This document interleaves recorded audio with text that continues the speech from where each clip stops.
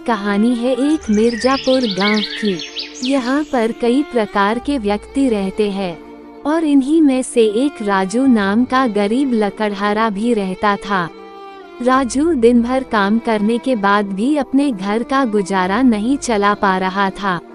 इसी वजह से उसकी पत्नी भी रोज उससे लड़ा करती थी। अगर ऐसा ही चलता रहा तो मैं तुमको एक दिन छोड़कर चली जाऊंगी, फिर काटते रहना तुम लकड़ियाँ। अरे भाग्यमान, तुम गुस्सा क्यों हो रही हो? मैं रोज काम कर तो रहा हूँ, अब मुझे इसमें से फल नहीं मिल रहा तो इसमें मेरी क्या गलती है? बस अब मुझे तुम्हारी बकवास नहीं सुननी है और मुझे तुमसे कोई मतलब नहीं। मुझे तो बस पैसों से मतलब है। अगर 2 दिन के अंदर तुम पैसे कमा कर नहीं ला पाए तो मैं चली जाऊंगी और तुम्हारे पास कभी नहीं आऊंगी। बस इतना सुनकर राजू वहाँ से चला आता है और साथ में अपनी कुल्हाड़ी भी ले आता है।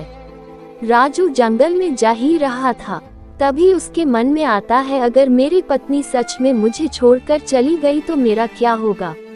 और यह सोचते सोचते राजू जंगल में आ जाता है और पूरी मेहनत से लकड़ियाँ काटता है। और लकड़ियाँ काटने के बाद राजू लकड़ियों को बाजार में ले जाता है बेचने के लिए। और बाजार में आने के बाद राजू लालू सेठ को सारी लकड़ियाँ बेच देता है, पर लालू सेठ उन लकड़ियों के बदले बहुत ही कम पैसे देता है और राजू के पास कोई और चारा नहीं था पैसे लेने के अलावा, तो राजू लालू सेठ से पैसे ले लेता है और दुखी होकर घर पर आ जाता है।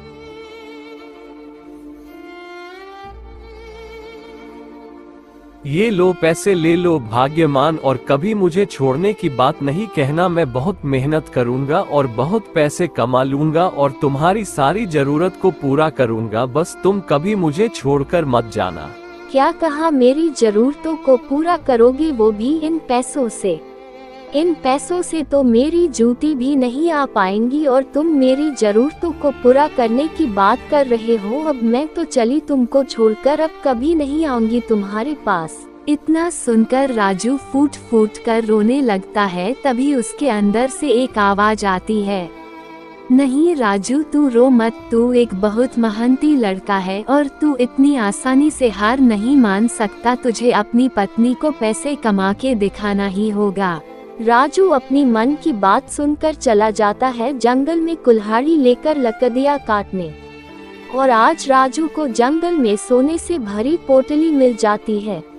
उस सोने की पोटली को देखकर राजू बहुत खुश हो जाता है। फिर राजू सोने को बेचकर अपने लिए एक बहुत आलीशान मकान खरीदता है और एक कार भी, और खुशी खुशी रहने लगता है। हम इस कहानी से सीखते हैं कि हमें अपने साथी का बुरे वक्त में भी साथ देना चाहिए।